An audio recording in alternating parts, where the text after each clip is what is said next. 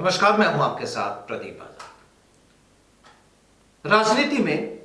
राजनीति या यूं कहें कि राजनीति करने वालों की परीक्षा कब होती है, उनका इम्तिहान कब होता है? जब कोई चुनाव होता है।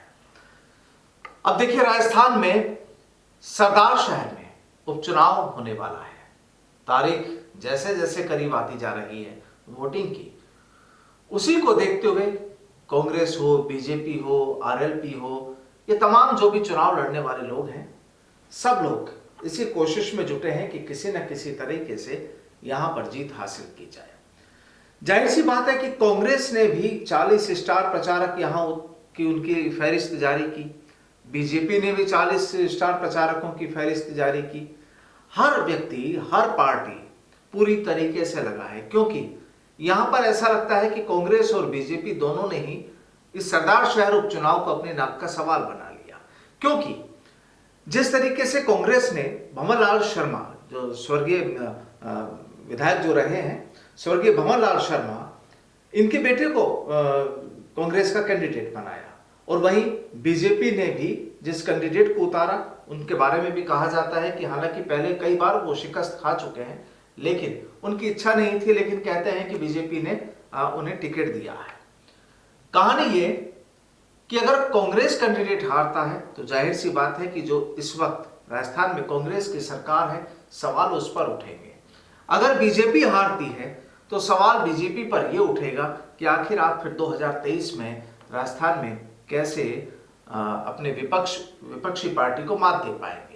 यानी तमाम जो कुल मिलाकर कहानी ये कि लगता यही है कि यहां पर त्रिकोणीय संघर्ष होने की संभावना है।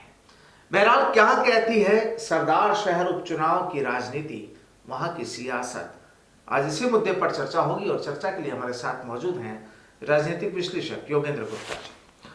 योगेंद्र जी, क्या लगता है सरदार शहर में आखिर उस शहर का सरदार कौन बनने वाला है? क्योंकि सबकी निगाहें उसी पर टिकी है। प्रदीप जी, काफी इंटरेस्टिंग चुनाव है सरदार शहर का। और देखिए, ये कई मोड़ से गुजर रहा है चुनाव। सबसे पहले जब चुनाव की घोषणा हुई तो ऐसा लगने लगा था कि इस चुनाव को प्रतिष्ठा का प्रश्न बनाया जाएगा और भारतीय जनता पार्टी और कांग्रेस पुरजोर तरीके से इस पर फाइट करेंगे। लेकिन जैसे ही चुनाव डिक्लेयर हुआ, और आपने देखा होगा कि उस समय भारतीय जनता पार्टी बैकफुट पर आ गई और उन्होंने इस तरह के स्टेटमेंट देने शुरू कर दिए, उनके जो राजस्थान के शीर्ष नेतृत्व उसने भी, कि उपचुनाव कांग्रेस जीतती है और मुख्य चुनाव हम जीतते हैं। ये इनके बयान थे। तो एक तरह से उन्होंने इंडिकेशन दे दिया कि सरदार शहर का चुनाव कांग्रेस के पाले में है, या उसे उन्होंने वॉकओवर दे दिया। लेकिन बाद में उन्हें गलती का एहसास हुआ कि हमने एक गलत संदेश वहां पर दे दिया। ये फिर जागृत हुए और पुरजोर तरीके से लड़ने की कोशिश करते हुए उन्होंने अपने वहां पर जाजम बिछानी शुरू की। कांग्रेस का जहां तक सवाल है, क्योंकि उपचुनाव था और सिस्टम यह है कि उपचुनाव के अंदर जो सिटिंग पार्टी होती है, जिसका राज होता है, तो सामान्यतः वहां से सीट निकाल ली जाती है। तो कांग्रेस शुरू से इसमें कंफर्ट जोन के अंदर थी कि हम यहां से निकाल ले जाएंगे। फिर उन्होंने अनिल शर्मा को चुनाव दे दिया, जो कि दिवंगत विधायक के पुत्र हैं, तो वहां पर एक इमोशनल कार्ड वहां पर हुआ। भारतीय जनता पार्टी ने अशोक पिंचा को दिया, तो अशोक पिंचा को तो भंवरलाल शर्मा हरा चुके थे।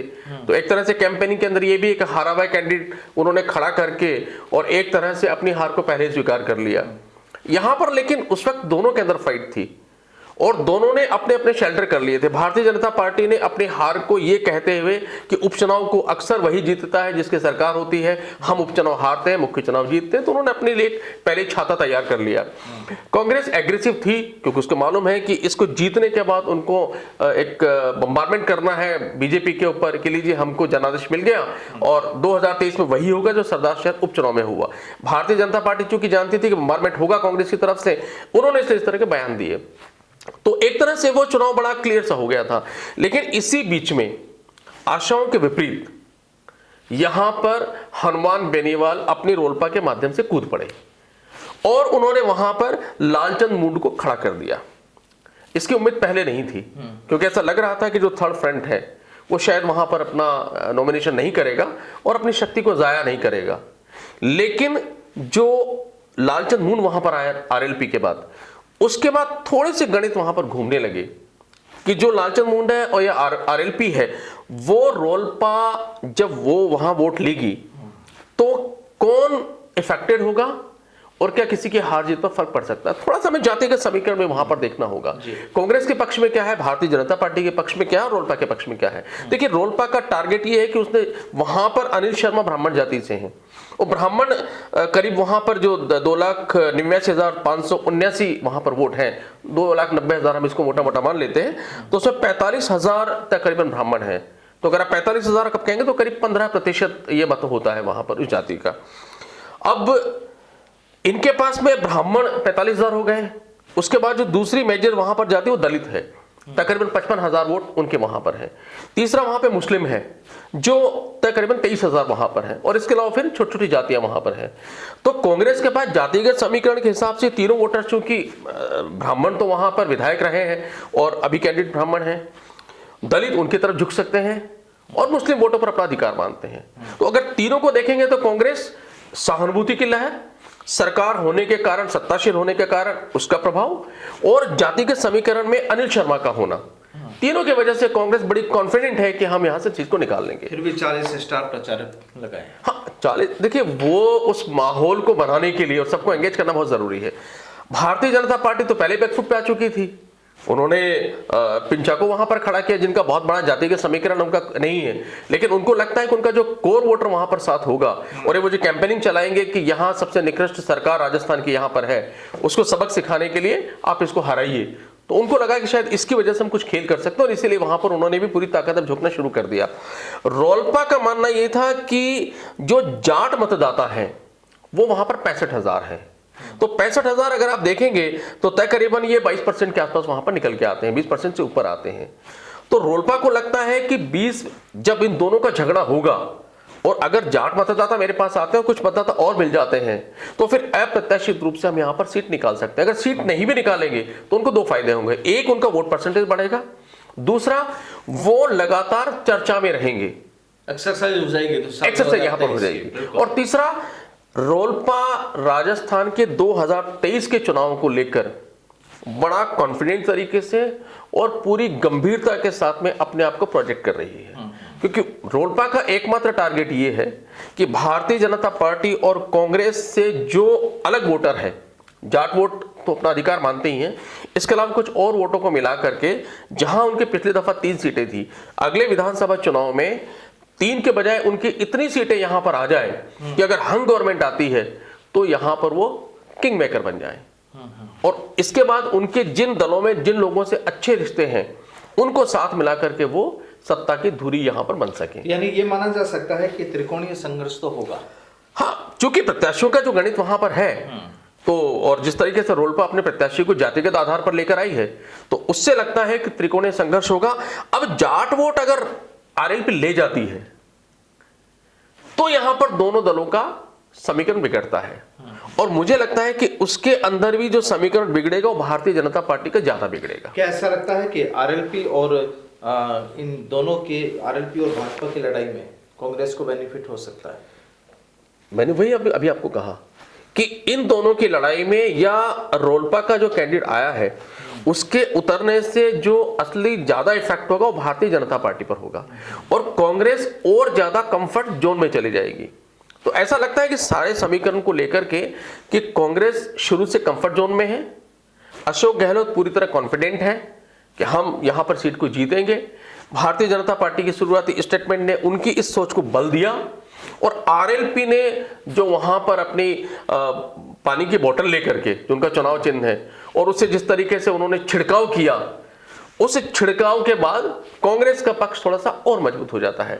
और आरएलपी का मेन, जो आरएलपी 2023 के चुनाव के पहले एक प्रैक्टिस वहां पर कर रही है, जो वोट परसेंटेज आएंगे वहां पर, क्योंकि 65,000 वोट में से आरएलपी चेक करेगी कि जाटों के वोट कितने आते हैं, उसके आधार पे आगे को रणनीति बनाएगी कि 2023 में हम जो अपनी जाजम बिछाएंगे, रणनीति बनाए वो किस तरीके से बनानी है। सियासी नेट प्रैक्टिस इसको कहा जाता है। हाँ, ये नेट प्रैक्टिस हो रही है, और नेट प्रैक्टिस के रिजल्ट ऑलमोस्ट सबको पता है कि रिजल्ट किसके फेवर में आएगा। लेकिन इंटरेस्टिंग चीज ये होगा कि जब ये रिजल्ट आ जाएगा, उसके बाद में जो बयानबाजी शुरू होगी प्रदीप जी, वो बड़ी मजेदार होगी। लेकिन उससे पहले एक चीज और होगी कि जब 8 तारीख को, 8 दिसंबर को जब इनके नतीजे आएंगे, उस समय कांग्रेस लीडर राहुल गांधी वो राजस्थान में होंगे। हाँ, वो राजस्थान में होंगे। देखिएगा, उस समय पूरा जो अमला है पूरा जो महकमा है वो राहुल गांधी के साथ होगा।